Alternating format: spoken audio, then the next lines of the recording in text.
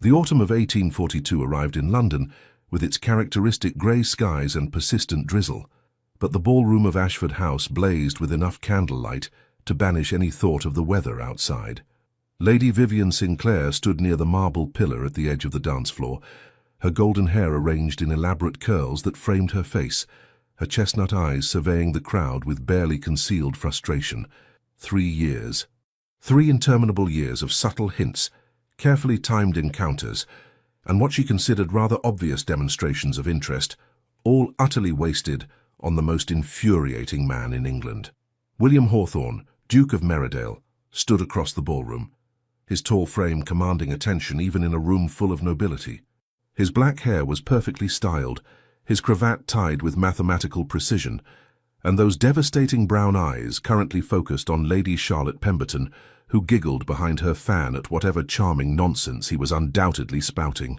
"He is insufferable," Vivian muttered to her closest friend, Miss Eleanor Winters, who had materialized at her elbow with 2 glasses of champagne. "The Duke?" Eleanor asked innocently, though her eyes sparkled with mischief. "Whatever has he done now?" "Exactly nothing, which is precisely the problem." Vivian accepted the champagne and took a rather unladylike gulp. "Look at him, Eleanor, flirting with Charlotte Pemberton as though she hung the moon, when just last week he was composing poetry to Miss Thornbury's eyes." "Dreadful poetry from what I heard," Eleanor offered consolingly. "That is not the point." Vivian's voice rose slightly before she caught herself, lowering it to a fierce whisper. "The point is that William Hawthorne flirts with every woman in London except—" She stopped abruptly. "Except you," Eleanor finished gently. Vivian pressed her lips together. It was not entirely true. The Duke did flirt with her, but in the same casual, meaningless way he flirted with everyone else. There was no weight to it, no genuine interest. She was simply another name on his extensive list of charming diversions. "I have made my interest abundantly clear," Vivian said, her frustration bleeding into her words. "Last month at the Hartley Musicale, I practically quoted his own words back to him about Byron's poetry. At Lady Ashford's garden party, I arranged to be near the rose arbor at precisely the time he takes his constitutional. I have smiled, I have laughed at his jests, I have—" "You have done everything short of proposing to him yourself," Eleanor interrupted, not unkindly. "My dear Vivian, perhaps it is time to accept that the Duke of Merridale is simply not the marrying kind. He is 32 years old. He must marry eventually, if only to produce an heir. Yes, but eventually could be 10 years from now, and you cannot spend the next decade mooning after a man who treats you no differently than he treats Lady Pemberton or Miss Thornbury or any of the other dozen women he's charmed this season alone." Vivian knew Eleanor was right, which only made it more aggravating. She watched as William threw back his head and laughed at something Lady Pemberton said, his whole face transforming with genuine amusement. Her heart gave that familiar, painful squeeze it always did when she looked at him. Goodness gracious, she was pathetic. "What I need," Vivian said slowly, an idea beginning to form, "is to make him realize what he is missing." Eleanor's eyes widened. "Oh no, I know that expression. What are you planning?" Before Vivian could answer, a smooth voice interrupted them. "Lady Vivian, Miss Winters, how delightful to see you both looking so lovely this evening." Lord Nathaniel Ashcombe, eldest son of the Marquis of Denshire, swept into an elegant bow. With his golden hair, striking blue eyes and fashionable attire, Nathaniel was considered one of the most handsome gentlemen in society. Though everyone agreed his vanity rather diminished his appeal. Still, he was charming enough, wealthy enough, and well-connected enough to be invited everywhere. "Lord Ashcombe," Vivian said, offering her hand. An idea struck her with such clarity that she nearly gasped. "How wonderful to see you." Eleanor shot her a warning look, but Vivian ignored it. "I was wondering," Nathaniel continued, his practiced smile never wavering, "if you might honor me with the next dance?" This was it, her opportunity. Vivian glanced across the ballroom to where William stood, still entertaining Lady Pemberton. He had not looked her way once all evening. Very well. If he would not notice her on her own, perhaps he would notice her on another man's arm. "I would be delighted," Vivian said, placing her hand on Nathaniel's offered arm. As they moved toward the dance floor, she caught Eleanor's expression, half concerned, half fascinated. Her friend knew her too well. The quadrille was lively, requiring them to separate and rejoin several times. During one such moment, as Vivian turned gracefully through the steps, her eyes found William across the room. For just a heartbeat, she thought she saw him watching her, his expression unreadable. But then Lady Pemberton said something that reclaimed his attention, and the moment passed. "You dance beautifully, Lady Vivian," Nathaniel said, as they came together again. "As lovely as your movements are the roses in spring." Vivian barely suppressed a laugh. "You are too kind, Lord Ashcombe." "Not kind enough, surely. I wonder, my mother is hosting a small dinner party this Friday evening at Ashcombe House. Would you do me the great honor of allowing me to escort you?" Vivian's mind raced. A dinner party, a public appearance as Nathaniel's companion. Precisely the sort of thing that would be noticed by everyone in society, including a certain duke. "I should be delighted," she heard herself say, "though of course I shall need to bring my chaperone, Mrs. Davies." "Naturally. Shall I call for you at 7 o'clock? "Perfect." As the dance concluded and Nathaniel escorted her back to Eleanor, Vivian felt a strange mixture of triumph and trepidation. She had set her plan in motion. Now she could only hope it would have the desired effect. "Have you lost your senses?" Eleanor hissed the moment Nathaniel departed. "Nathaniel Ashcombe? Everyone knows he is the vainest man in England." "Precisely," Vivian said, watching as William finally glanced in her direction. Their eyes met across the crowded ballroom, and she lifted her chin slightly, offering him a cool, polite smile, before deliberately turning away. "Sometimes, Eleanor, one must fight fire with fire." "I think you mean vanity with vanity." "That, too." What Vivian did not see, as she turned away, was the way William Hawthorne's expression shifted. The easy charm vanished, replaced by something harder, more focused. He excused himself from Lady Pemberton with such abruptness that the poor woman stood blinking in confusion, and his eyes tracked Vivian's golden head through the crowd with an intensity that would have startled her. He had noticed, oh yes, he had most definitely noticed. Friday evening arrived with unseasonable warmth, and Vivian spent far longer than necessary preparing for the dinner at Ashcombe House. Her lady's maid, Marie, arranged her hair in an elegant chignon, with several artful curls framing her face, and helped her into a gown of deep emerald silk that brought out the amber flecks in her chestnut eyes. "You look beautiful, my lady," Mrs. Davies said warmly, as Vivian descended the stairs of Everleigh House. The elderly widow had served as Vivian's chaperone since her come-out 5 years ago, and despite her proper demeanour, she possessed a knowing twinkle in her eye. "Lord Ashcombe is a very fortunate young man." "It is only a dinner, Mrs. Davies," Vivian said, though her heart was beating rather faster than usual. Her father, the Earl of Everleigh, looked up from his newspaper in the drawing-room. "Ashcombe, eh? Son of Denshire. Good family. Bit of a peacock from what I hear, but good family." "Papa!" Vivian protested, though she could not help laughing. "Just stating facts, my dear. Have a pleasant evening." The carriage ride to Ashcombe House was mercifully brief. Nathaniel greeted them at the entrance with his characteristic flourish, complimenting Vivian's appearance so effusively that Mrs. Davies raised an eyebrow.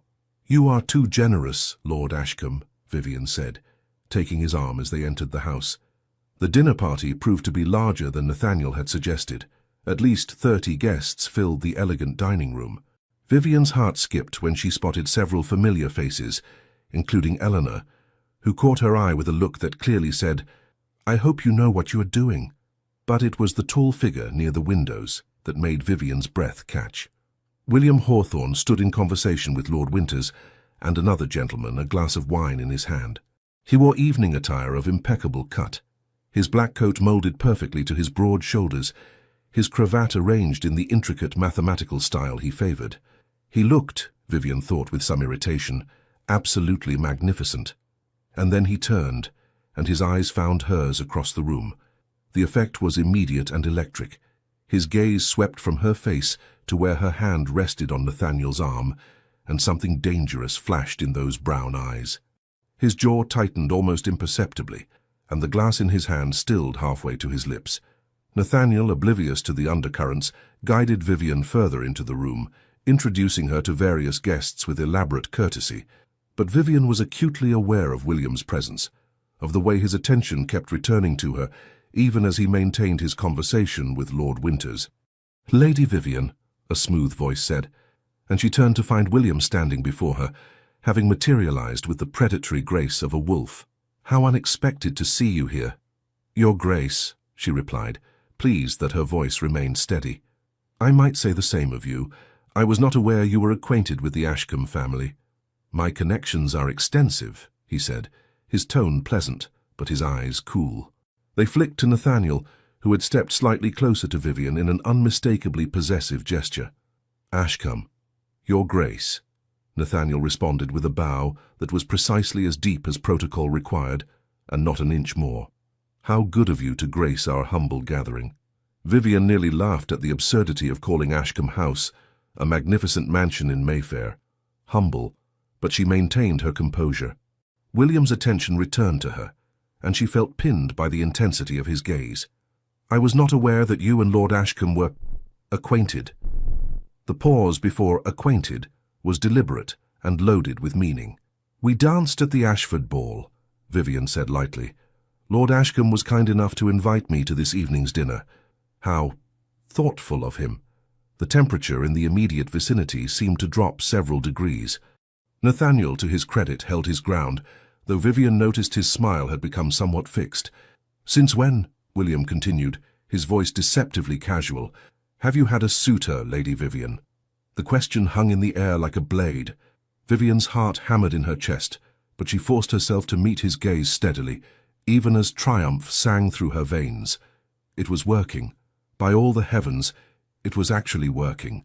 "Since I decided to accept the attentions of a gentleman who actually demonstrates interest," she replied, her tone sweet as honey, but her meaning unmistakable. Something flared in William's eyes, jealousy, pure and undisguised. His hand tightened around his wine-glass so forcefully that Vivian half expected the crystal to shatter.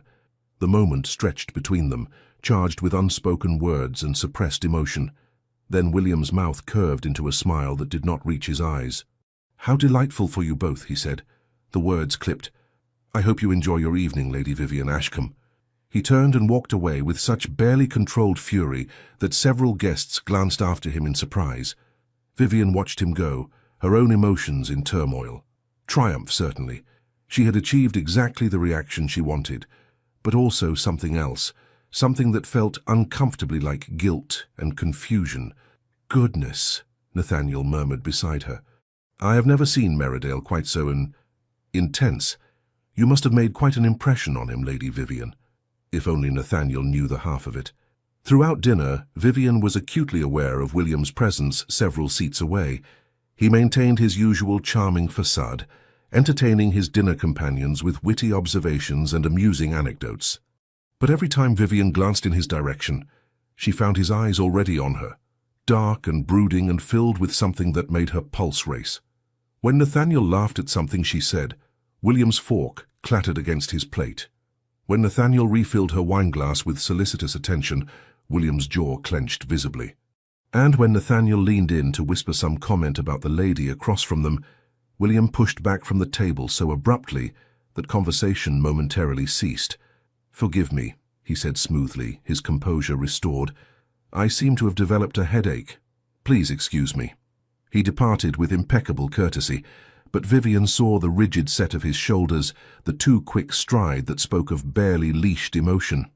Eleanor caught her eye from across the table, her expression concerned.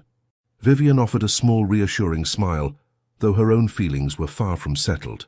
She had wanted to provoke a reaction from William. She had succeeded beyond her wildest expectations. So why did she feel so unsettled by his jealousy? And what, precisely, was she going to do about it now? The following 3 weeks proved to be the most entertaining and exhausting period of Vivian's life. True to his word, Nathaniel Ashcombe pursued his courtship with enthusiastic dedication. Flowers arrived at Everleigh House daily, each bouquet more elaborate than the last. He escorted her to the theatre, to afternoon teas, to musicales and garden parties. He composed sonnets to her beauty, dreadful sonnets, Eleanor privately informed her after hearing one recited at Lady Hartley's soirée, and made no secret of his admiration. And everywhere they appeared, William Hawthorne seemed to materialize like a conjured spirit. At Lady Pemberton's garden party, Vivian was strolling through the rose garden with Nathaniel and Mrs. Davies, when William emerged from behind a particularly large topiary, startling them all. "Lady Vivian," he said with an expression of theatrical surprise that fooled absolutely no one. "What an unexpected pleasure. I was just examining the roses." "In October?" Vivian asked, one eyebrow raised. "How fascinating."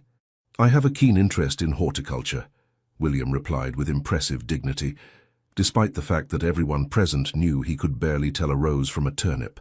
Nathaniel's smile grew tight. "Your Grace, are you perhaps lost? The gentleman's smoking room is in quite the opposite direction." "Not lost at all. Simply taking the air." "The air seems particularly thick today," Nathaniel observed. William's eyes flashed dangerously, but before he could respond, Vivian smoothly intervened. "Gentlemen, perhaps we might all enjoy the air together. The weather is lovely." What followed was possibly the most awkward 15 minutes of Vivian's life, with Nathaniel on one side determinedly pointing out various flowers and commenting on their beauty, while clearly knowing nothing about them, and William on the other, making increasingly absurd observations about soil composition and pruning techniques, equally ignorant but far more creative in his fabrications. Mrs. Davies trailed behind them, her expression hovering between amusement and despair. "The Duke seems very interested in gardening," Nathaniel said, after William finally departed to inspect the hedges elsewhere. "Strange, considering Lord Winters mentioned just last week that Merridale once mistook an herb garden for decorative shrubbery and had his gardener plant roses in it." Vivian bit her lip to keep from laughing. The pattern repeated itself with increasing frequency. At the theatre, William appeared in the box adjacent to theirs, having apparently purchased the tickets that very afternoon. During a promenade in Hyde Park, he, coincidentally, happened to be riding past at the exact moment Vivian and Nathaniel stopped to admire the Serpentine. At Lady Thornbury's musicale he arrived late and took the only available seat, directly behind Vivian, spending the entire performance leaning forward to offer whispered commentary that made concentration impossible. "He is stalking you," Eleanor observed one afternoon as they took tea at Everley House. "I have never seen anything like it. The Duke of Merridale, one of the most sought-after bachelors in England, has become a lovesick puppy."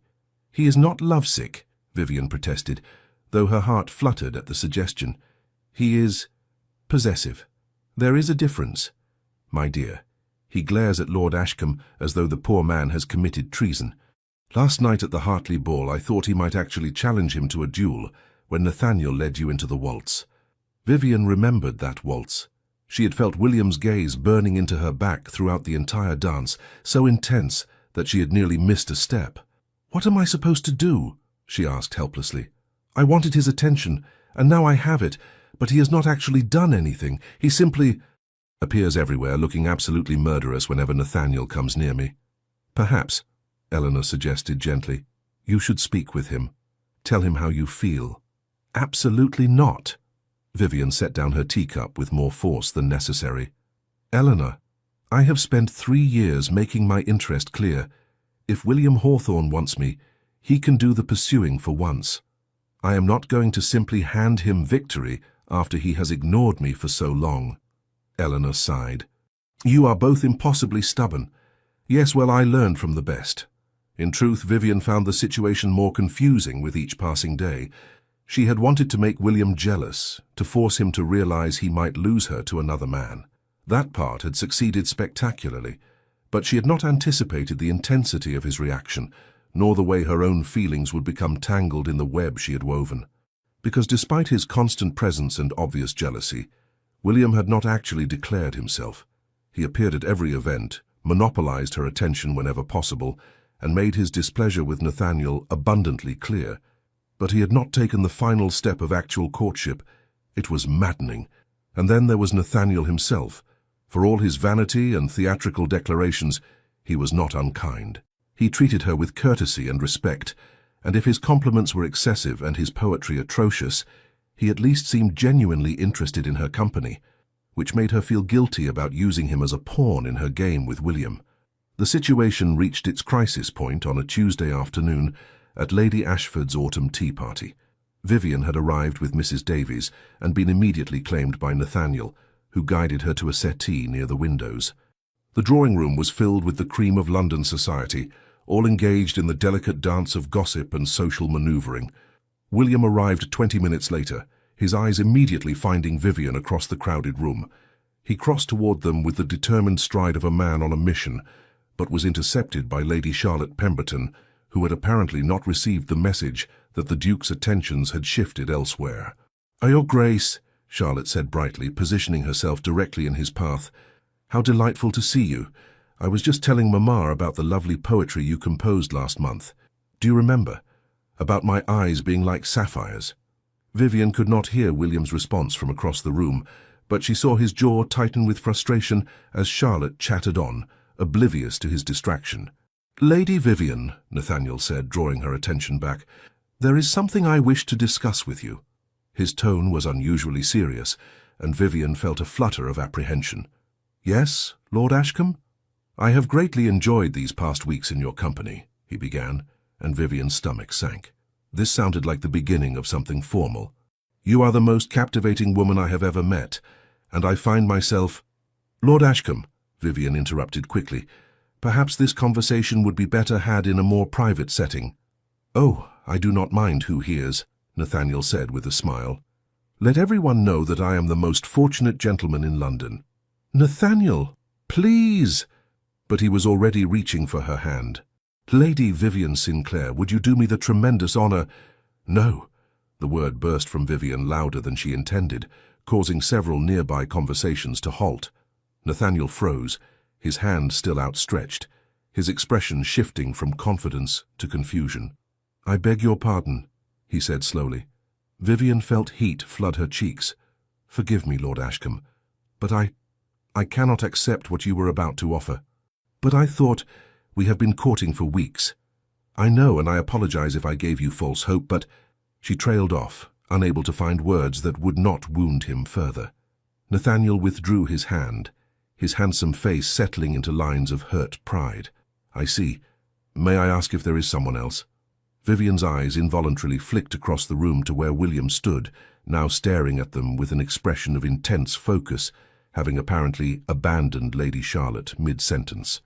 Nathaniel followed her gaze and his mouth thinned. "Ah, the Duke, I should have realized." "Nathaniel, I am truly sorry. No need to apologize, Lady Vivian," he said stiffly, rising to his feet. "You have made your feelings perfectly clear, if you will excuse me." He departed with as much dignity as he could muster, leaving Vivian sitting alone with a room full of curious eyes upon her. Mrs. Davies materialized at her elbow, offering silent support. Eleanor rushed over the moment Nathaniel disappeared. "What happened?" "I believe," Vivian said faintly, "I just ended a courtship that I am not entirely certain actually existed." "By thunder," Eleanor breathed. "Look at the Duke." Vivian looked. William was crossing the room toward her with single-minded intensity, his expression a mixture of hope and determination that made her heart race. But before he could reach her, Lady Ashford announced that tea would be served in the garden, and the crowd shifted, creating an impenetrable barrier between them. Vivian caught a glimpse of William's frustrated expression before she was swept up in the general movement toward the doors. By the time she reached the garden and extracted herself from a conversation with Lady Thornbury about embroidery patterns, William had vanished entirely. "He left," Eleanor reported, returning from a reconnaissance mission. "Lord Winters said he claimed a pressing engagement." Vivian felt an absurd urge to cry. "I do not understand him. He has been haunting my every step for weeks, glaring at Nathaniel as though plotting his demise, and now, when Nathaniel is finally out of the picture, he simply leaves." "Perhaps," Eleanor suggested carefully, "he does not know that Nathaniel is out of the picture. You did have your confrontation rather publicly, but that does not mean the Duke heard what was said." Vivian considered this. It was possible. William had been across the room, and the background chatter would have obscured their actual words. For all he knew, she might have accepted Nathaniel's proposal. "What do I do?" she asked helplessly. Eleanor squeezed her hand. "You wait, and you trust that if his feelings are genuine, he will find a way to make them known." But 3 days passed with no word from William. No flowers arrived at Everley House. No coincidental encounters occurred at social events. It was as though he had simply vanished from her life. Vivian told herself she was not disappointed. She had played her game and achieved her goal of making him jealous. If he chose not to act on those feelings, that was his decision to make. But in the quiet moments, usually late at night when sleep eluded her, she admitted to herself that she was desperately, hopelessly in love with William Hawthorne, and she had no idea what to do about it. The answer came on Friday afternoon, in the most unexpected way possible. Vivian was in the library at Everley House attempting to lose herself in a novel when Marie rushed in with wide eyes. "My lady, Lord Ashcombe is here, and he insists on speaking with you. He says it is urgent." Vivian's brow furrowed. "Did he seem angry?" "No, my lady, quite the opposite, actually. He seemed almost nervous." Curiosity overcame her reluctance. "Very well. Show him to the drawing room, and please ask Mrs. Davies to join us." 5 minutes later, Vivian entered the drawing room to find Nathaniel pacing before the fireplace, his usually immaculate appearance slightly dishevelled. Mrs. Davies had already settled into her usual chair near the window, her embroidery in hand. "Lord Ashcombe," Vivian said, her voice carefully neutral, "this is unexpected." Nathaniel turned, and to her surprise, his expression held genuine distress. "Lady Vivian, I owe you an enormous apology." "Whatever for?" "For my behaviour these past weeks, for pursuing a courtship that I now realise was not entirely genuine on my part." Vivian sank onto the settee, thoroughly confused. "I do not understand." Nathaniel took a deep breath, as though steeling himself. "The truth is, Lady Vivian, I have been courting you under false pretenses, not because I did not enjoy your company, you are truly delightful, but because—" He paused, colour rising in his cheeks. "Because I am in love with someone else." Of all the things Vivian had expected to hear, this was not among them. "I beg your pardon?" "Your companion, Miss Hartwell, your lady's maid sister, who sometimes attends social functions in your household. I met her at Lady Pemberton's musical last month, and I have not been able to stop thinking about her since." Vivian's mind reeled. Grace Hartwell was indeed employed in her household, serving as a sort of auxiliary companion when Mrs. Davies needed assistance. She was a pretty, sensible young woman, of respectable but modest family, exactly the sort of match that would scandalize Nathaniel's aristocratic family. "Does Miss Hartwell return your regard?" Vivian asked carefully. Nathaniel's expression transformed, becoming almost boyish. "I believe so. We have had occasion to speak several times when I called at Everley House, and yesterday in the garden while I was waiting for you to receive me, we—" He trailed off, looking embarrassed. "You kissed her," Vivian supplied, pieces falling into place. "Yes, and she did not slap me, which I took as an encouraging sign." He ran a hand through his hair, further dishevelling it. "Lady Vivian, I am ashamed to admit that I began courting you partly because Grace was often present at the events you attended. It gave me opportunities to see her that I would not otherwise have had." Vivian should have been insulted. Instead, she found herself fighting the urge to laugh. "Lord Ashcombe, are you telling me that for the past 3 weeks, while I have been using you to make the Duke of Merridale jealous, you have been using me to court my household companion?" Nathaniel blinked. "So you were using me to make Merridale jealous?" "Spectacularly successfully, I might add." A startled laugh burst from Nathaniel. "Heavens, we are a pair of absolute scoundrels." "Indeed."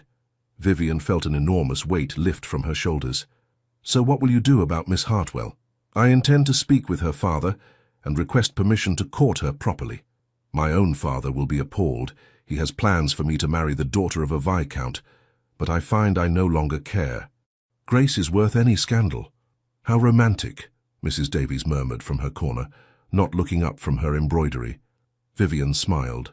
"Then I wish you every happiness, Lord Ashcombe, and I apologize for involving you, however inadvertently, in my own schemes." "No apology necessary. In fact, I am grateful. My pursuit of you provided the perfect excuse to frequent Everley House." He paused.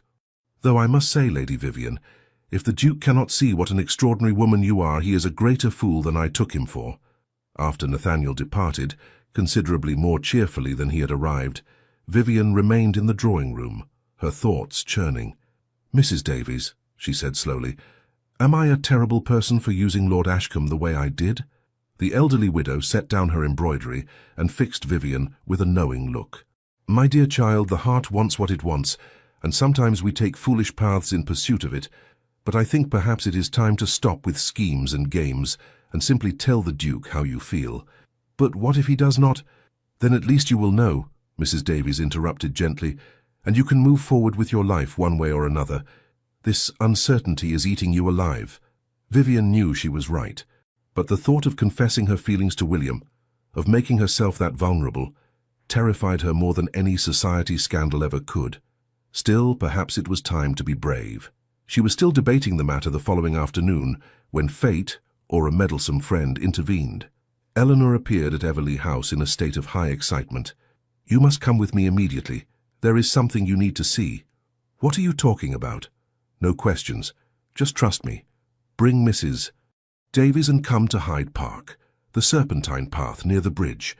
20 minutes later, Vivian found herself standing on the aforementioned path, thoroughly confused. "Eleanor, what?" "Shh!" Eleanor pointed. Following her friend's gesture, Vivian looked down the path and froze.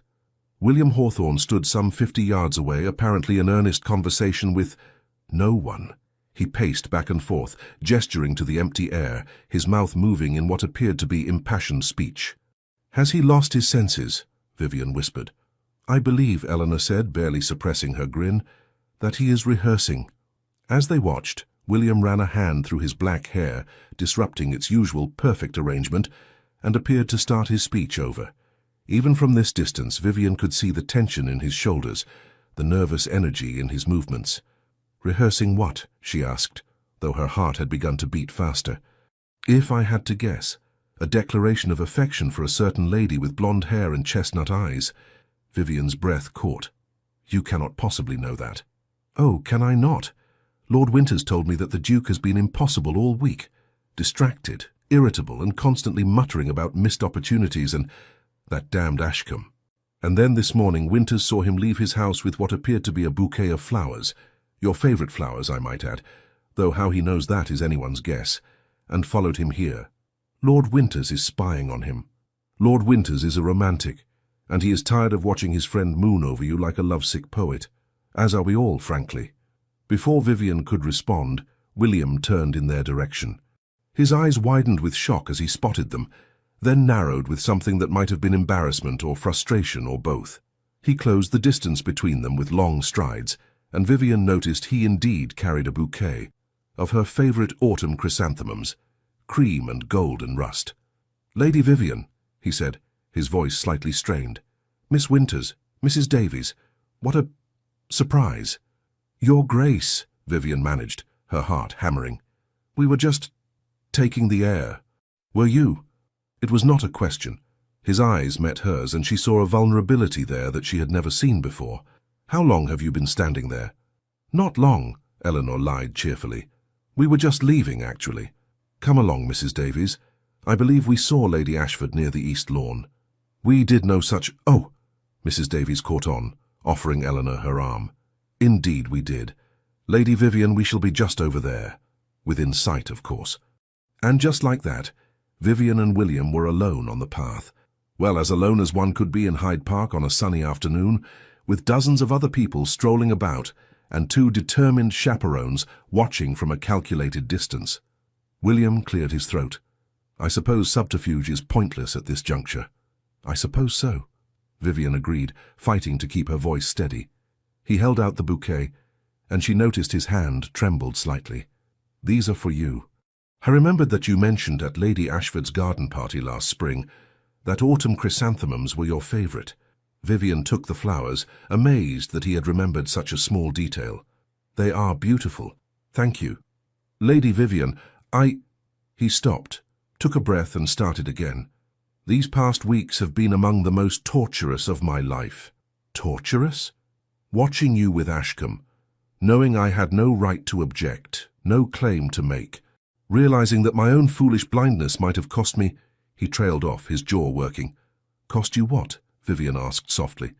William's brown eyes met hers with an intensity that stole her breath. "Everything that matters." The world seemed to narrow to just the two of them, despite the public setting. Vivian clutched the chrysanthemums, their autumn scent filling her senses. "I need you to understand something," William continued, his words coming faster now as though he feared if he stopped he might lose his courage. I have known you for 3 years. 3 years of watching you at balls and parties and dinners. 3 years of conversations that were supposedly casual, but that I replayed in my mind for days afterward. 3 years of telling myself that you were just another lovely woman in a city full of lovely women. And, Vivian prompted when he paused, and I was lying to myself. The admission seemed to cost him something. Because you were never just another anything, Vivian. You are, the woman I thought about first thing every morning and last thing every night. The one whose opinion I valued above all others. The one who made me laugh genuinely, not just politely. The one I searched for in every ballroom I entered. Vivian's eyes were stinging with unexpected tears. Then why did you never say anything? Why did you flirt with every other woman in London but treat me as though I were merely another acquaintance? Because I was terrified, William said simply. My parents' marriage was a disaster. Loveless, bitter, filled with resentment. I swore I would never let myself become vulnerable that way. Never give anyone that kind of power over me. So I kept everyone at arm's length, including you. Especially you, because you were the one who could have truly hurt me. William, let me finish, please, before I lose my nerve entirely. He took a step closer, and she could see the emotion raw in his face. When I saw you with Ashcombe, when I thought I might have lost you to him, Vivian, it was like a blade to the heart. I realized that I had already given you that power, whether I acknowledged it or not.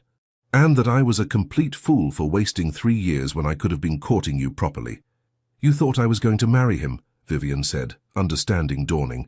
At Lady Ashford's tea party, you saw us talking and thought that you had accepted his proposal, yes, and I could not bear to watch it, so I left like a coward.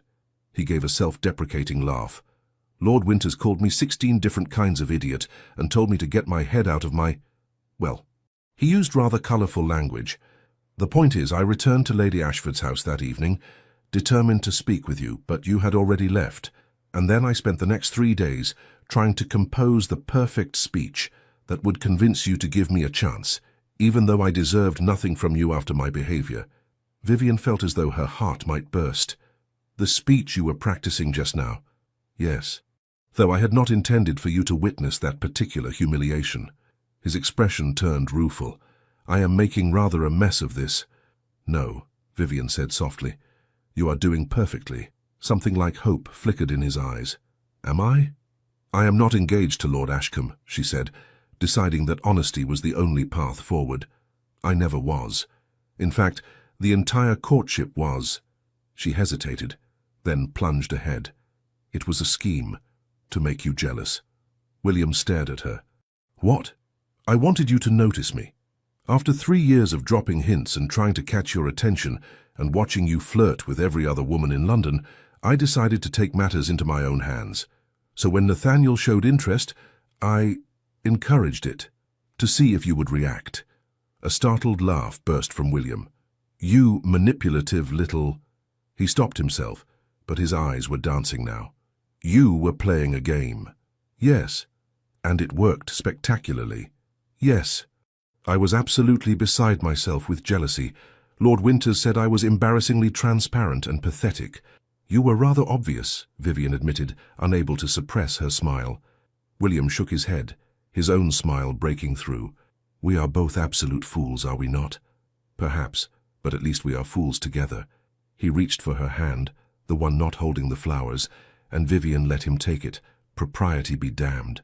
His thumb traced circles on her palm, sending shivers up her arm. Lady Vivian Sinclair, he said, his voice low and serious despite the lingering amusement in his eyes. I am asking you, here and now, with all the sincerity in my heart, may I court you properly? No games, no schemes, just honest and genuine attention from a man who has been hopelessly in love with you for longer than he cares to admit. Vivian's breath caught. You love me. Desperately. Completely. Rather inconveniently, given how much time I have wasted. The tears that had been threatening finally spilled over. Yes, she said, laughing and crying at once. Yes, you may court me, William Hawthorne. Though I should warn you, I am hopelessly in love with you as well, and I have been for at least 3 years. 3 years? He looked stunned. And you never said anything? Neither did you. Touché. He raised her hand to his lips, pressing a kiss to her knuckles that made her knees weak. "Then let us make a pact. No more games, no more pretending, no more wasted time. Just us being honest with each other from this moment forward." "Agreed," Vivian said. From their position near the east lawn, Eleanor and Mrs. Davies were undoubtedly watching this entire exchange with great satisfaction, but Vivian found she did not care. All that mattered was the man standing before her, holding her hand as though it were something precious, looking at her as though she hung the moon and stars. "There is one thing I am curious about," William said after a moment. "Yes? Lord Ashcombe. Is he terribly heartbroken?" Vivian laughed. "Not even slightly. It turns out he was using me to spend time with my household companion, Miss Hartwell. They are quite in love, apparently." William's eyebrows shot up. "So we were both schemes within schemes?" "It would appear so." "Good heavens, the gossips are going to have a field day with this." "Let them," Vivian said recklessly. "I find I no longer care what anyone thinks." William's smile turned devastating. "My darling Vivian, I believe we are going to get along splendidly." And there, in the middle of Hyde Park on a perfect autumn afternoon, with Mrs. Davies and Eleanor as willing witnesses and half of London society potentially watching, William Hawthorne, Duke of Meridale, began his proper courtship of Lady Vivian Sinclair. It was, Vivian thought, about damn time, though of course she kept that particular sentiment to herself.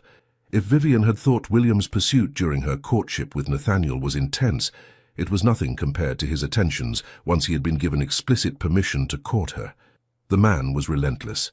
Flowers arrived at Everley House every morning, always her favourites, always accompanied by notes written in his elegant hand that ranged from witty to devastatingly romantic. He called at precisely the appropriate times, bringing small gifts, a first edition of Byron's poetry when he learned she admired it, a silk shawl in a shade that matched her eyes, a painted fan depicting the Yorkshire countryside where she had spent summers as a child. He escorted her to every social event on the calendar, dancing with her as often as propriety allowed, and spending the rest of his time standing near her, making her laugh with his dry observations about their fellow guests. "You are spoiling me terribly," Vivian told him one afternoon as they strolled through the gardens at Everley House, Mrs. Davies maintaining her usual discreet distance. "I am merely making up for lost time," William replied, his arm warm and solid beneath her hand. 3 years' worth of courtship compressed into a few weeks. "I rather think I am showing admirable restraint." "Restraint," Vivian laughed. "You sent 3 bouquets yesterday alone. The first was for the morning, the second for the afternoon, and the third for the evening. Different times require different flowers. It is simple logic. It is simple madness. Perhaps." His brown eyes were warm as he looked at her. "But it is madness I am rather enjoying." Vivian felt heat rise in her cheeks. Even after 2 weeks of official courtship, William's open admiration still made her heart race. Gone was the careful distance he had always maintained before. Now he looked at her as though she were the only woman in the world, and it was intoxicating. "My father wishes to speak with you," she said, trying to sound casual. William stopped walking, his expression growing serious. "Does he?" "Yes. He has asked you to call tomorrow afternoon at 3 o'clock for tea." There was a brief pause, and then a slow smile spread across William's face. "Vivian Sinclair, is your father about to interrogate my intentions toward his daughter?" "Almost certainly." "Excellent." William resumed walking, looking far too pleased with himself. "I have been preparing for this conversation for weeks." "Have you?" Vivian asked, amused. "And what exactly have you prepared?" "A detailed account of my financial situation, my estates, my family history, and a very convincing argument for why he should entrust his beloved only daughter to my care." He paused. "I may have practiced it with Lord Winters, who laughed at me, but I am fairly confident in my material." Vivian could not help but smile at the image of the intimidating Duke of Meridale nervously rehearsing a speech for her father. "I am sure you will be magnificent." "I hope so. I'm rather invested in the outcome." The next afternoon, Vivian found herself far too nervous to do anything productive. She attempted embroidery and stabbed her finger 3 times. She tried reading and realized she had read the same page 4 times without absorbing a single word. Finally, she gave up and paced the drawing room, waiting. William arrived at precisely 3 o'clock, looking impeccable in his afternoon attire. He bowed over Vivian's hand with his usual grace, but she noticed the tension in his shoulders. "Lady Vivian, you look lovely as always." "Thank you, you look terrified." "I am not terrified," he said with dignity. "I am merely focused. Your cravat is slightly crooked." William's hand flew to his neck. "Is it?" "No," Vivian said, smiling. "But you believed me, which proves you are terrified." He gave her a look of mock severity. "You are enjoying this far too much." "I am enjoying it exactly the right amount." Before William could respond, the door opened and her father entered. The Earl of Everley was a distinguished man in his early 50s, with silver-threaded hair and shrewd grey eyes that missed very little. "Your Grace," he said, offering his hand. "Thank you for coming." "Lord Everley, the pleasure is mine." Vivian watched as the two men shook hands, sizing each other up in that way men did. Then her father turned to her. "Vivian, my dear, why don't you go help your mother with the menu for next week's dinner party? Papa, I am perfectly capable of—" "Now, please." It was said gently but firmly, and Vivian recognized dismissal when she heard it. She shot William an encouraging look and departed, though she stationed herself just outside the door where she could hear at least some of the conversation. Mrs. Davies found her there 5 minutes later and raised an eyebrow. "Eavesdropping, my dear." "Merely monitoring the situation." "Of course." Mrs. Davies settled beside her. "What have you heard?" "They have been discussing crop yields on the Merridale estates for the past 3 minutes. It is excruciatingly boring." "Patience, child." Sure enough, a moment later, her father's voice took on a different tone. "Now then, Your Grace, let us speak plainly. You wish to marry my daughter?" "I do, my lord." "Why?" There was a pause. When William spoke again, his voice was quiet but clear. "Because she is the most extraordinary person I have ever met. She is intelligent, witty, kind, and brave. She challenges me, makes me laugh, makes me want to be a better man. I have wasted 3 years being a fool, and I do not intend to waste another moment. I love your daughter, Lord Everley, and if you will grant me permission, I would like to spend the rest of my life proving to her that she made the right choice in accepting my courtship." Vivian pressed her hand to her mouth, her eyes stinging with tears. Her father was silent for a long moment, then, "Those are pretty words, Your Grace, but I have known you since you were a boy, and I know your reputation. You have broken more hearts in London than most men manage in a lifetime." "I have," William acknowledged, and Vivian could hear the regret in his voice. "I was careless with others' feelings, and I am ashamed of that. But I swear to you, on everything I hold sacred, that I will never be careless with Vivian's heart. She is—" His voice grew thick with emotion. "She is everything to me, sir." Another pause. Then her father spoke, and there was warmth in his tone now. "I believe you, Hawthorne, and since my daughter quite clearly adores you, heaven knows why, you have my blessing to propose. But mark me, if you hurt her, duke or not, I will make your life exceedingly unpleasant."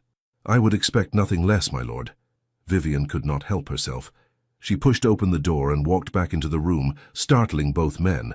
"Vivian," her father said, "were you listening at the door?" "Absolutely not," she lied without shame. "I just wanted to check that you gentlemen had everything you needed." William's eyes met hers, and the warmth in them made her breath catch. He knew exactly what she had been doing, and he did not seem to mind in the least. "We are quite well," her father said dryly. "In fact, the Duke was just leaving. I believe he has some matters to attend to." William stood, bowing to her father before turning to Vivian. "Lady Vivian, perhaps you would do me the honor of a carriage ride tomorrow afternoon. There is something I would like to discuss with you." "I would be delighted," Vivian said, her heart hammering. After William departed, her father looked at her with fond exasperation. "You were absolutely listening at the door." "Yes, Papa. What am I going to do with you?" "Wish me happy," Vivian suggested hopefully. Her father's expression softened. "Always, my dear, always."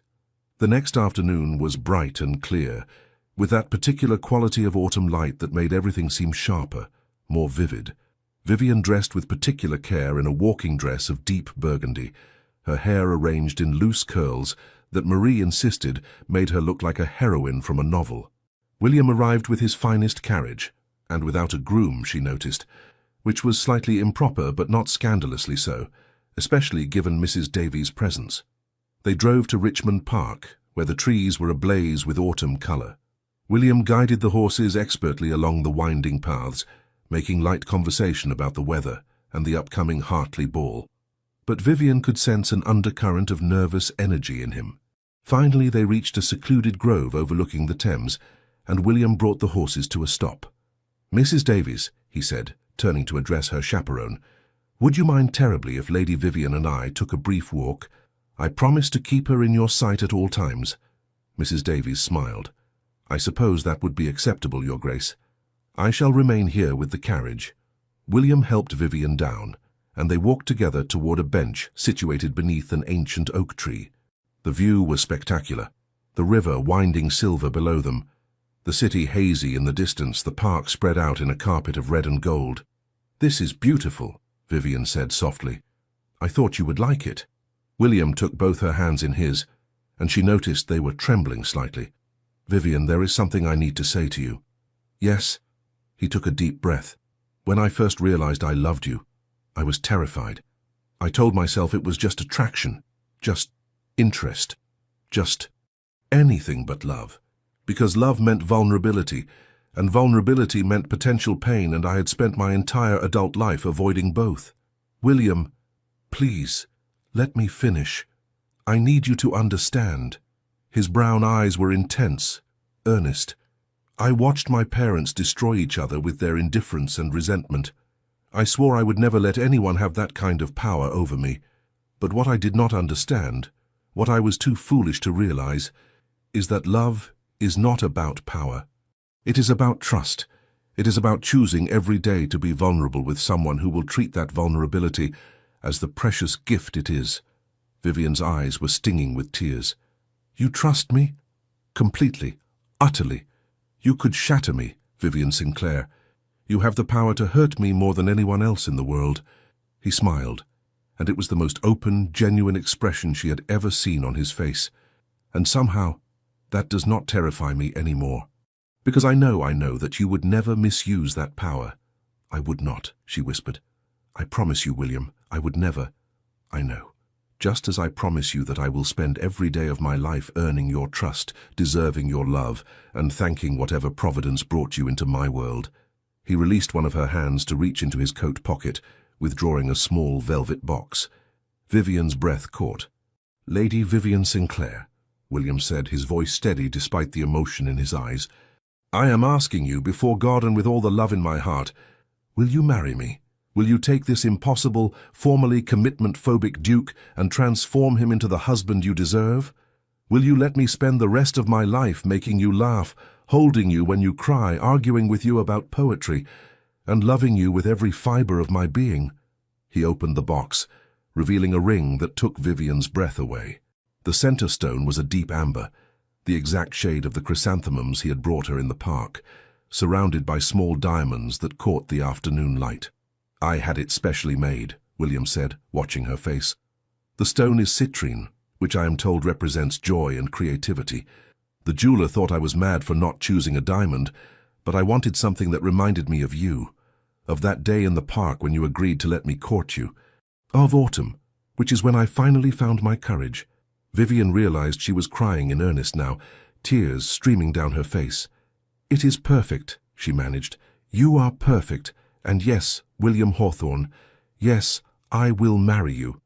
The relief and joy that flooded William's expression was worth every tear she had shed, every sleepless night she had spent wondering if he would ever see her, every moment of doubt and uncertainty. He slipped the ring onto her finger. It fit perfectly, of course, and then he did something that surprised her. He pulled her close, right there in the open, where Mrs. Davies and anyone else who happened by might see, and kissed her. It was not a chaste, proper kiss. It was deep and passionate and full of 3 years' worth of suppressed longing.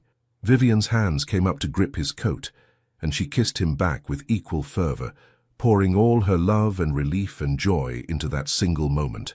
When they finally broke apart, both breathing hard, William rested his forehead against hers. "I love you," he whispered. "I love you so much. It terrifies me."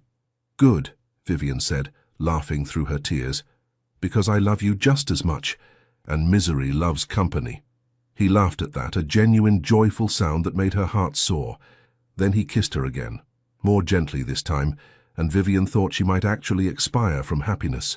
From the carriage, Mrs. Davies smiled and discreetly looked away, giving them their moment. The engagement was announced the following week, and if anyone was surprised by the match, they kept it to themselves.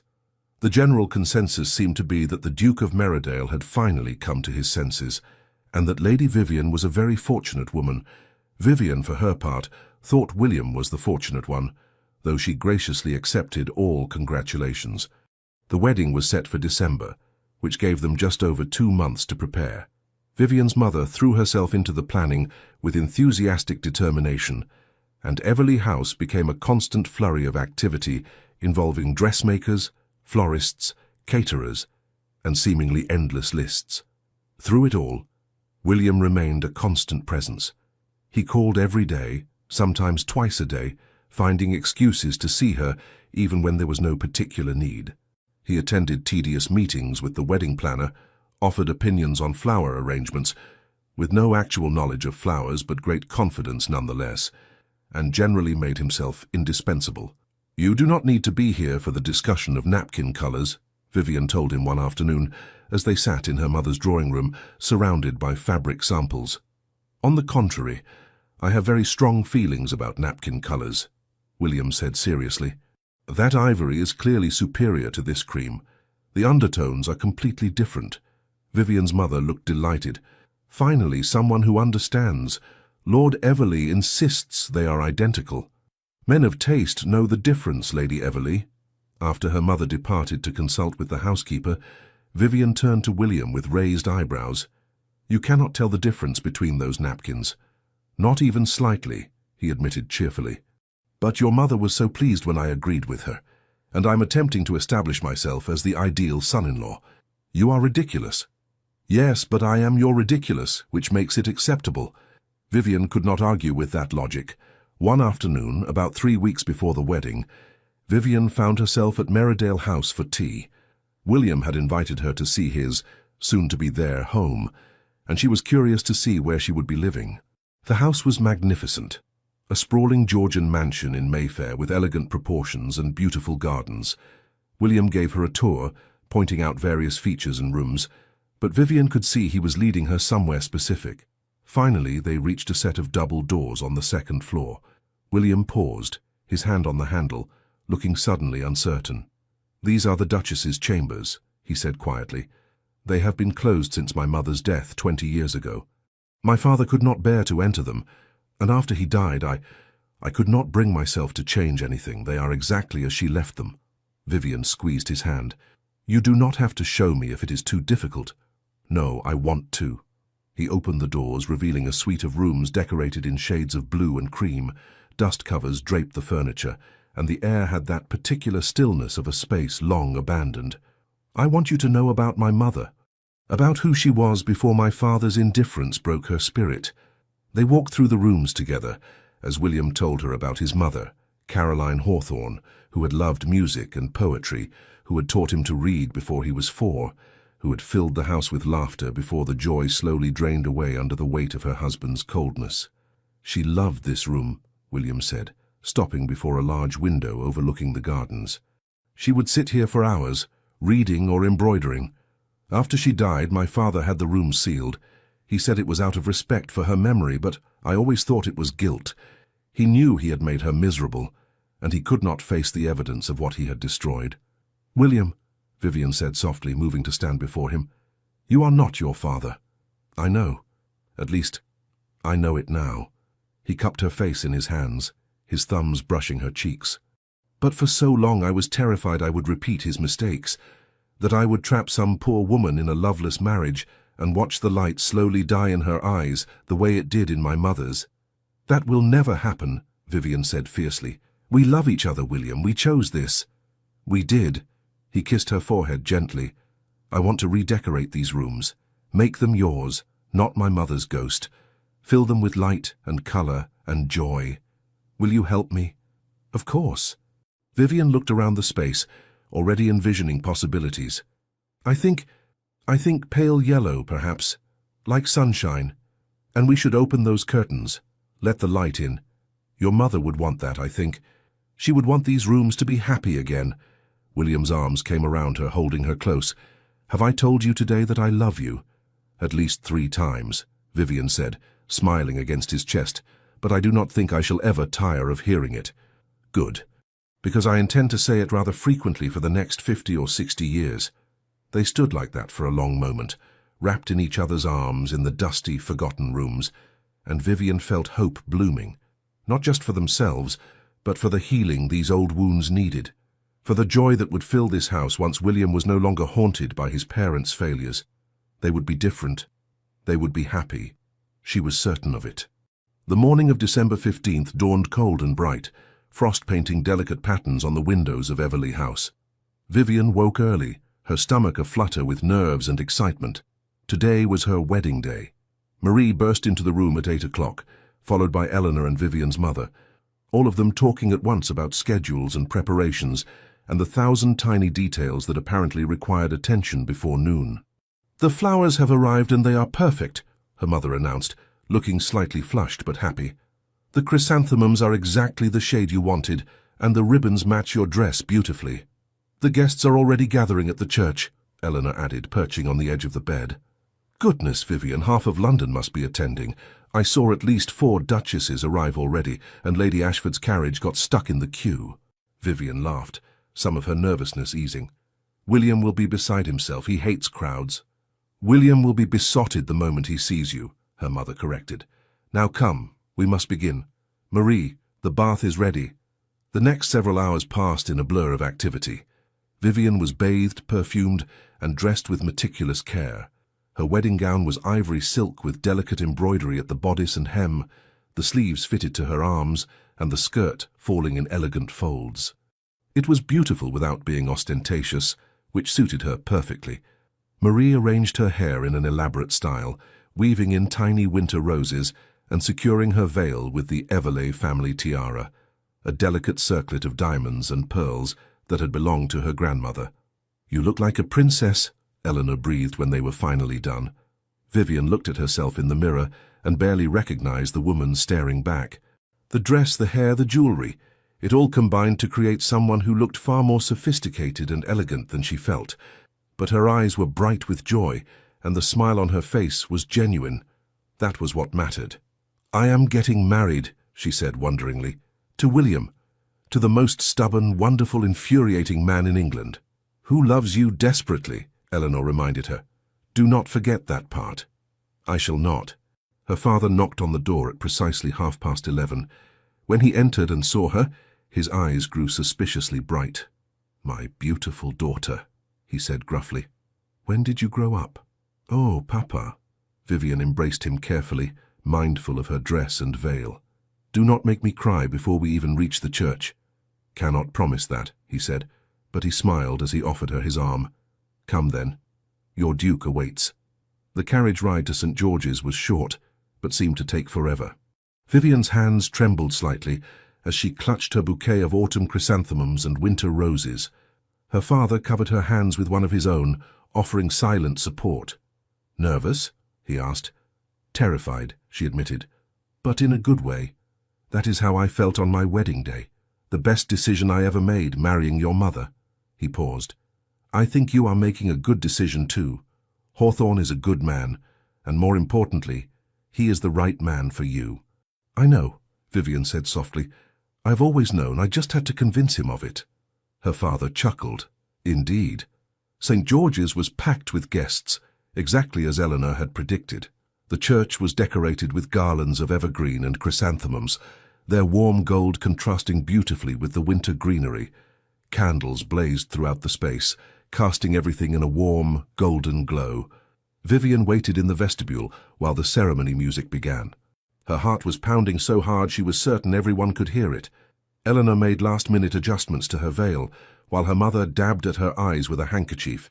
And then the processional began, and her father was guiding her down the aisle, and nothing else mattered because William was there. He stood at the altar in formal attire, his black coat perfectly tailored, his cravat arranged with his usual mathematical precision. His black hair was slightly disheveled, as though he had run his hand through it repeatedly, and his brown eyes were fixed on her with an expression of such love and wonder that her breath caught. Lord Winters stood beside him as best man, smiling broadly, but Vivian barely noticed anyone else. The church could have been empty or filled with thousands. It made no difference. There was only William, watching her walk toward him with love written plainly on his face. When she reached the altar, and her father placed her hand in William's, she felt the slight tremor in his fingers. He was nervous too, she realized. This powerful, confident duke was nervous about marrying her. The vicar began the ceremony, his voice resonating through the church. Vivian heard the words as though from a great distance. All her focus was on William's hands holding hers, on his eyes locked with hers, on the moment when they would be bound together forever.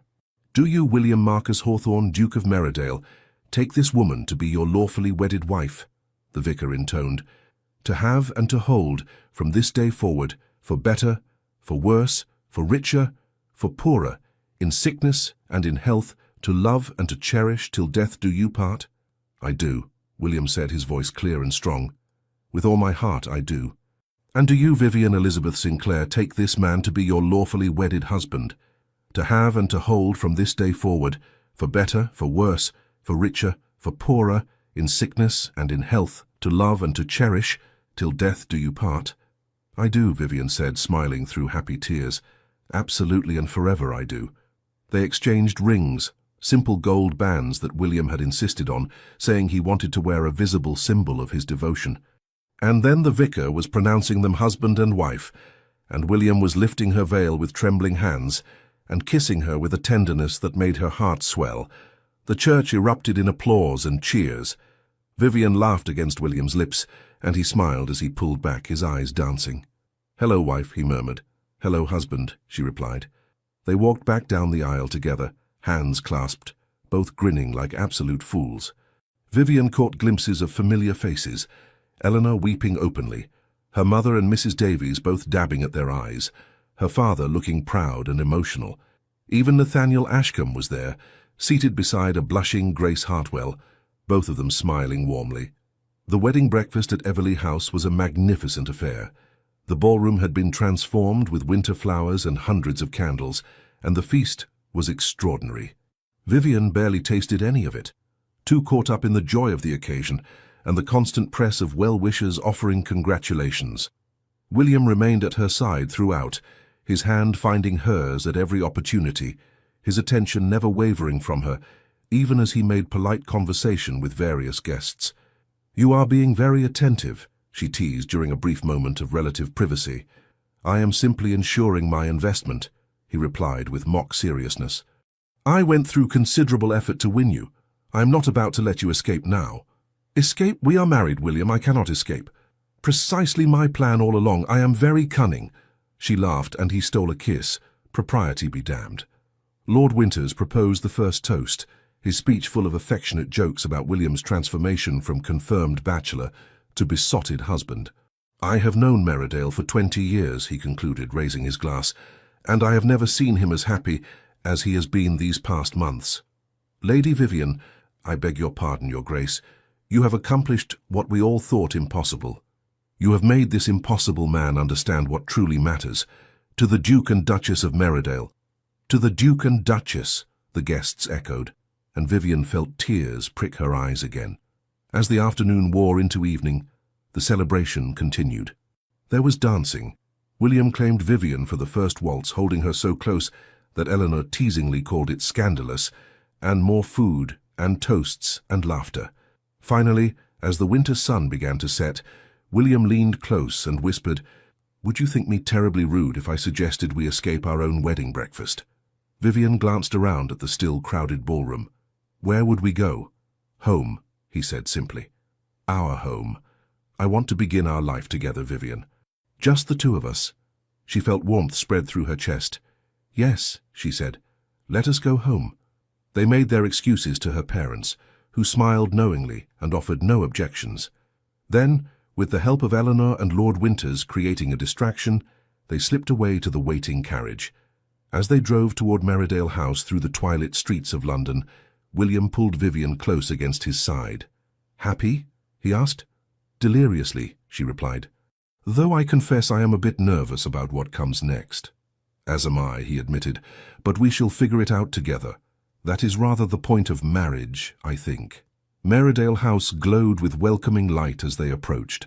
The staff had lined up to greet them, offering congratulations and well wishes.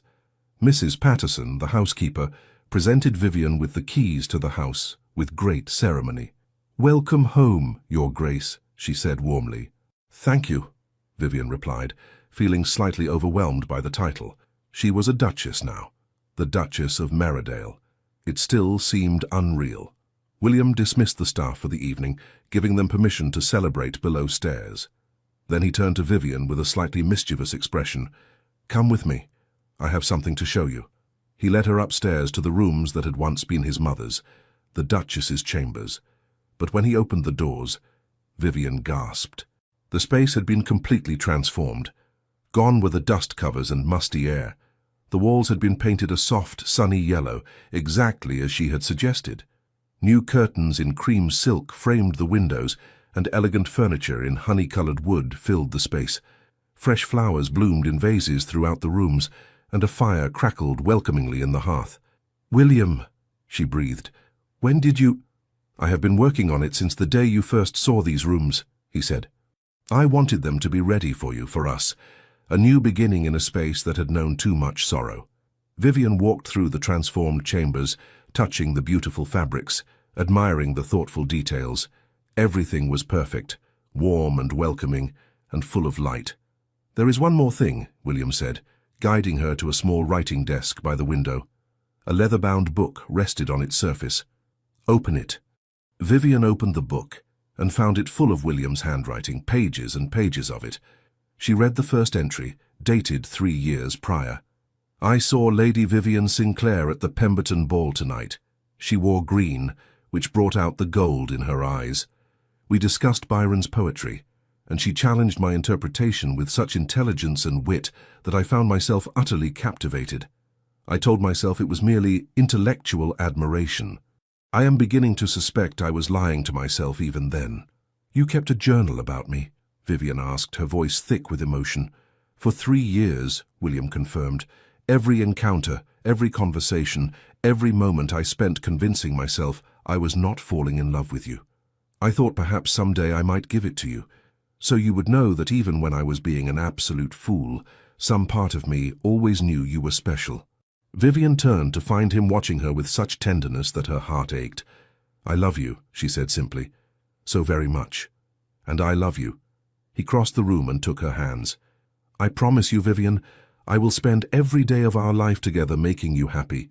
You have given me the greatest gift, your love, your trust, your life. I do not take that lightly.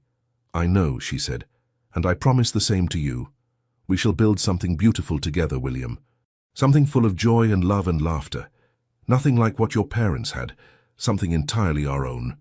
Yes, he agreed, pulling her close. Something entirely our own.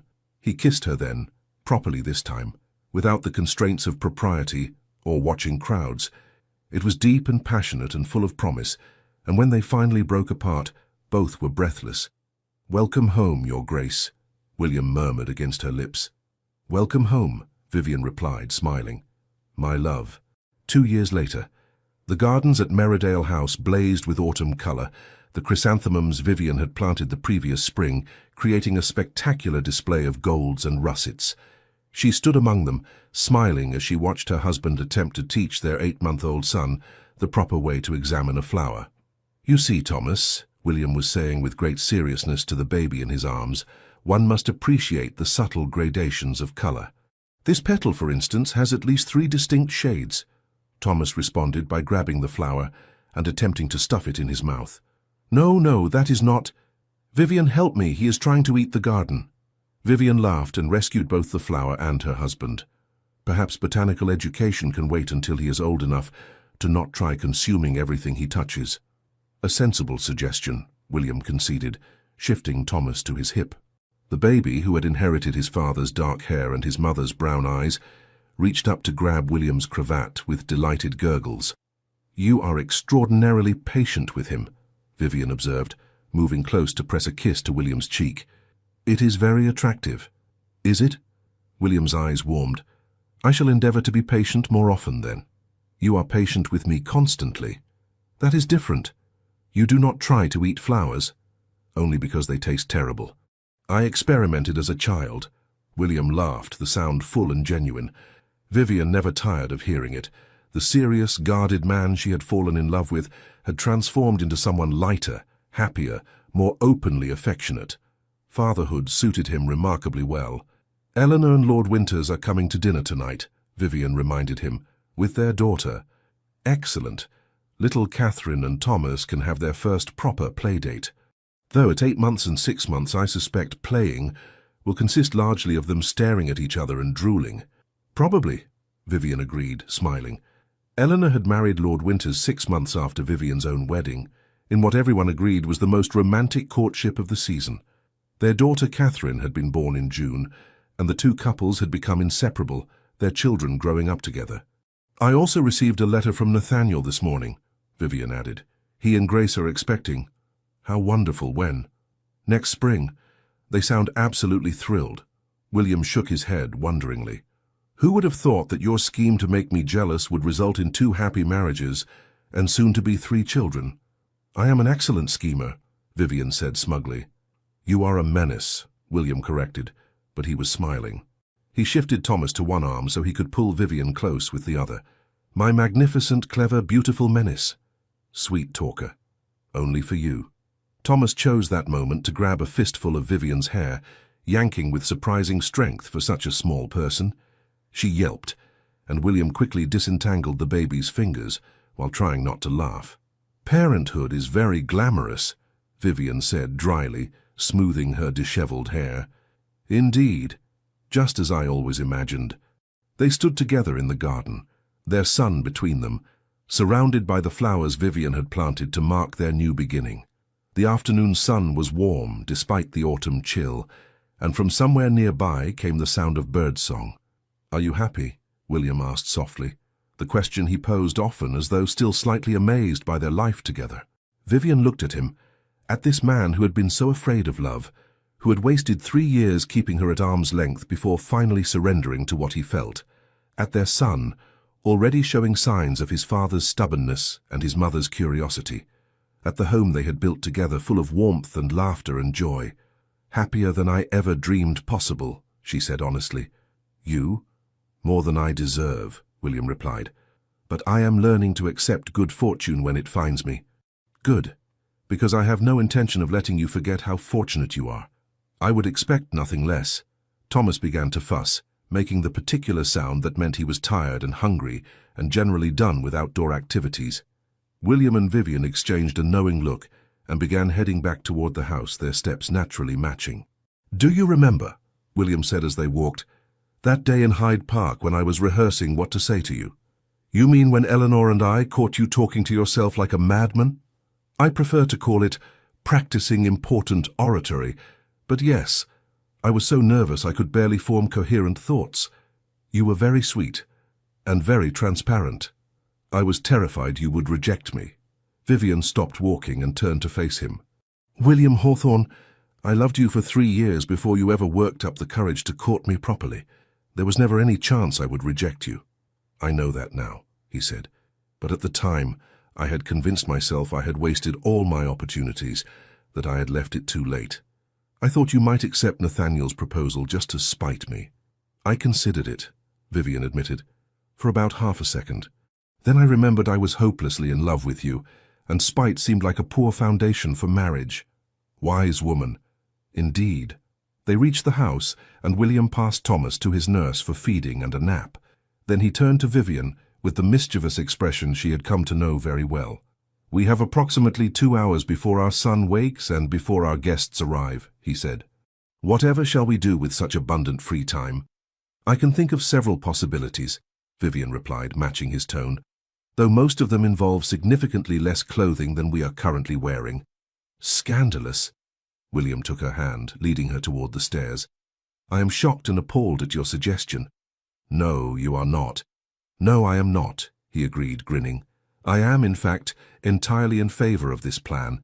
They climbed the stairs together, laughing like newlyweds despite 2 years of marriage, and later, wrapped in each other's arms in the sunny yellow rooms that had once known only sorrow, Vivian reflected on the strange path that had brought them here. A scheme born of frustration, a courtship built on jealousy, a love that had always existed but took years to acknowledge, and through it all the simple truth that some people were meant to find each other, no matter how long it took or how many obstacles stood in their way. "I love you," William murmured against her hair. "Today, tomorrow, and for all the tomorrows we have left." "I love you too," Vivian replied, snuggling closer. "My impossible duke." "Your impossible duke," he agreed. "Now and always." Outside, the autumn wind rustled through the gardens, carrying the scent of chrysanthemums, those flowers that had become their symbol, marking the day everything changed. The day jealousy gave way to honesty, and games gave way to genuine devotion. And in the house that had once been cold and empty, laughter rang out, the sound of a family built on love and trust, and the simple joy of being together. It was, Vivian thought as sleep began to claim her, the perfect ending to their story, or rather, the perfect beginning to the rest of their lives. The end. Thank you so much for staying with us until the end of this beautiful story. We truly hope it warmed your heart and reminded you that love, no matter how delayed or complicated, always finds a way. If you enjoyed this video, please like, comment, share, and subscribe to our channel. Your heartfelt support keeps us motivated to tell more stories full of romance, healing, and emotional redemption. And don't forget, at the end of this video, another story from our channel will appear. Click and be swept away by more unforgettable moments. Thank you for being here. The Legends of the Fall Team.